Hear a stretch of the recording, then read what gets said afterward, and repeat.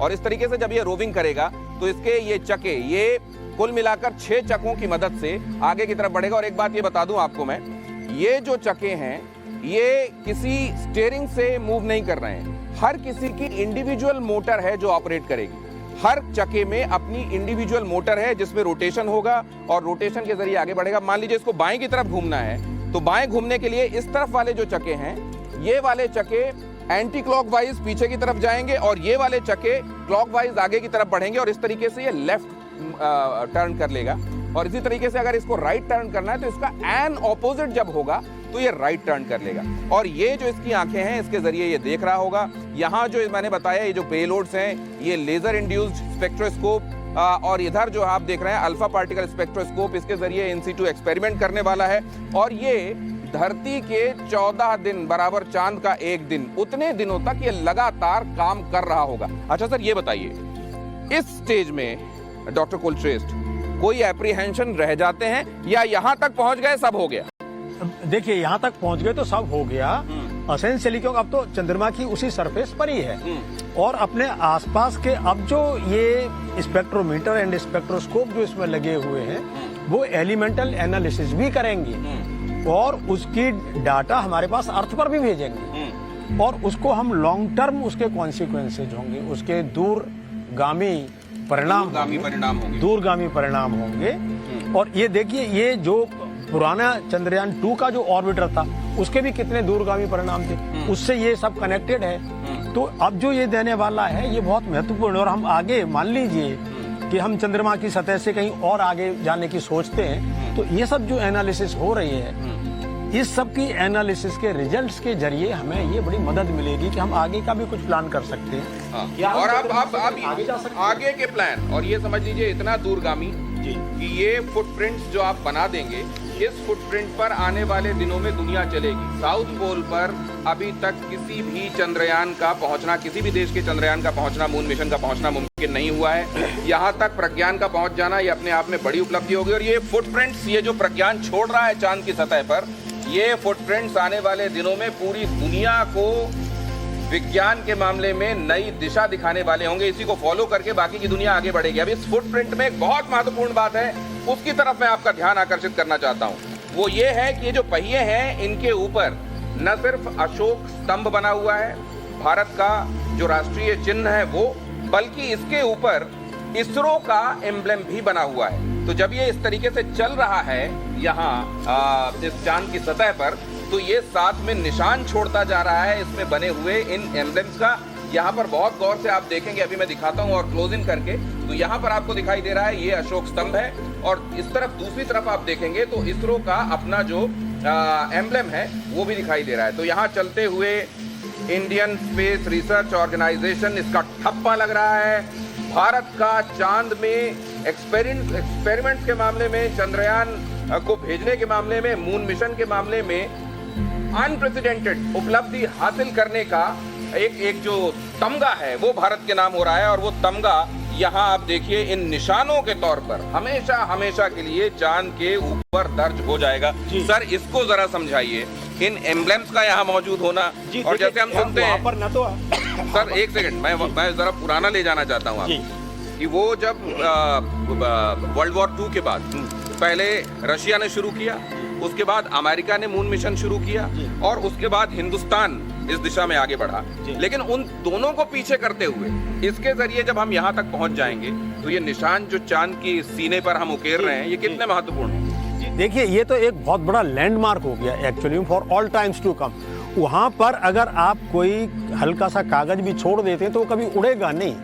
आप हजारों के साल के बाद भी अगर आप वहाँ जाएंगे तो वहीं का वहीं पड़ा मिलेगा। तो इसका मतलब है जो चिन्ह है यहाँ पर हवा तो है नहीं, वो उड़ के इधर उधर कहीं अपने आप से मिटेंगे नहीं, वहाँ बरसात नहीं होगी, धुलेंगे नहीं, वो चिन्ह वहीं बने रहेंगे, अंकित हो जाएंगे परमानेंटली। आप इसमें फिर दूसरा तीसरा आज से चाहे जितने साल के बाद हम फिर से एक्सपेरिमेंट करेंगे तो वो चिन्ह आप वहीं पाएंगे, वो चिन्ह यहीं पर मौजूद रहेंगे। अब ये भी देख लीजिए कि ये चिन्ह तो अमेरिका ने जैसा अपना हेरिटेज साइट डिक्लेयर कर दिया, landing site on the moon, जहाँ पर जाके नील आर्मस्ट्रॉन्ग खड़ा हो गया, इसी प्रकार ये हमारा एक इंडियन हेरिटेज डेवलप हो गया। तो सर हमारा तो चंद्रयान, इनफैक्ट चंद्रयान 2 जहां पर जाकर कहा जाता है क्रैश हुआ था, उसको भी जवाहर पॉइंट नाम दिया गया था जी। वो भी एक तरीके से हमारा एक तरीके से दस्तखत है, भले ही वो सक्सेसफुल नहीं हुआ। जी नहीं, उससे भी ज्यादा सबसे बड़ा दस्तखत तो हमारा चंद्रयान 1 का है। उसमें हमने एक 30-32 किलो की एक इम्पैक्ट प्रोब, इनफैक्ट ये जवाहर पॉइंट जो है वो चंद्रयान 1 के समय उसको नाम दिया गया था। I am so sorry. Jawahar 1 जब इम्पैक्ट प्रोब भेजा गया था जी, तो उसको 100 किलोमीटर की दूर से जोर से पटका गया था, तो उस जगह को जवाहर पॉइंट नाम दिया गया। और उसी से ही हमने वाटर की डिस्कवरी खोज की थी। वहां पर 2008 की बात की जा रही है। ये अक्टूबर 2008 में जी, अक्टूबर नवंबर 2008 में चंद्रयान 1 मून इम्पैक्ट प्रोब जी ये भेजा गया था और हमने डेलिबरेटली किया था, और हमने डेलिबरेटली उसको क्रैश किया था चंद्रमा में।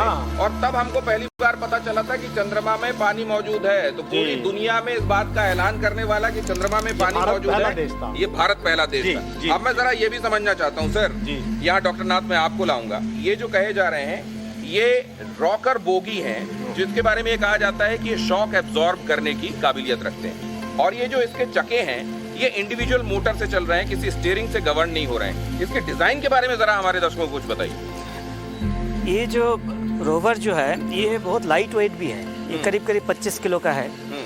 और इसकी डिज़ाइन ऐसे की है कि ये सेल्फ कंट्रोल्ड है एंड इसके जो एक्टिवेटेड सिस्टम जो है वो फीडबैक लूप में चलते रहते हैं। तो मतलब जो डेटा लेते हैं उसी डेटा से वो नेक्स्ट स्टेप को डिसाइड करते हैं कि आगे चलना है, पीछे चलना है, लेफ्ट चलना है, राइट चलना है। सो ये सेल्फ कंट्रोल्ड है। और इसमें जो पेलोड्स है ये इसमें दो बहुत लाइट वेट पेलोड्स है, तो ये इसके लिए कोई दिक्कत नहीं होनी चाहिए, बहुत ज़्यादा दूर नहीं जाना है। एंड ये जो कम्युनिकेट करना है इसका कम्युनिकेशन लेकिन ये लैंडर के साथ कर रहा है। ये डायरेक्टली हमें डेटा नहीं भेजेगा। ये डेटा भेजेगा लैंडर को, लैंडर के थ्रू में इंडिया में। सर ये जो 4 किलोमीटर गुणा 2.5 किलोमीटर की जिस पट्टी में जाकर ये लैंडर रुकेगा फिर प्रज्ञान को ये छोड़ेगा, ये प्रज्ञान कितने एरिया में घूमता रहेगा? नहीं, ये एरिया अभी तक डिसाइड नहीं किए गए। ये तो एक्चुअली इस कैमरा में रहना है। ये लैंडर के कैमरा के रेंज में रहेगा ये।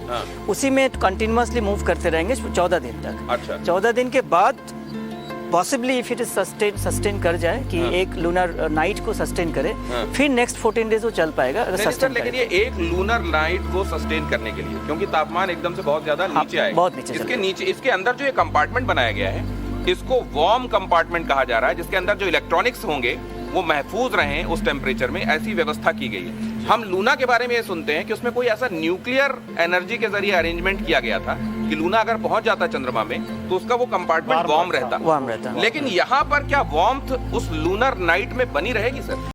ये जो टेम्परेचर इतने ज़्यादा वेरिएशन होएगा, रात को -140 डिग्री सेल्सियस तक जा सकते हैं, तो उसमें चांसेस है कि ये सर्वाइव करे, चांसेस है कि ना भी करे। तो इसमें इसकी जो मिशन लाइफ जो है ये 14 दिन ही रखा गया। तो दैट इज बोनस जो भी मिलेगा उसके आगे जो भी मिलेगा वो बोनस। ये लूना का और हमारे चंद्रयान 3 का कॉन्सेप्चुअल डिफरेंस है। Luna 25 was designed for a long term stay and experiments on moon। हमारा ये शॉर्ट टर्म गेन्स और एम्स का एक्सपेरिमेंट है। हमने जानबूझकर इसको 14 दिन का किया है। अभी हम यहाँ इससे आगे के अब इसी में और फर्दर रिसर्च करने का आइडिया नहीं था। हम भी कर सकते थे, ऐसा नहीं है कि और अब हमारे पास इसरो के पास वो न्यूक्लियर पावर वाला इन चीज़ों के लिए अवेलेबल ऑलरेडी होना शुरू हो गया। तो अगले स्पेस क्राफ्ट में हम भी वो न्यूक्लियर पावर टेक्नोलॉजी भेज सकते हैं। लेकिन इसमें हमने उसके बिना ही इसको बनाया है।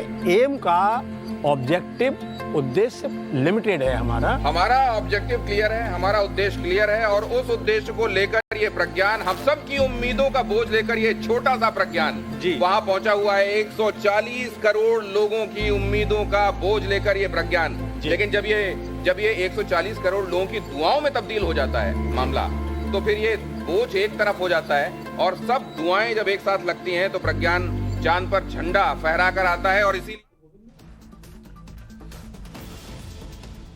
आज सिर्फ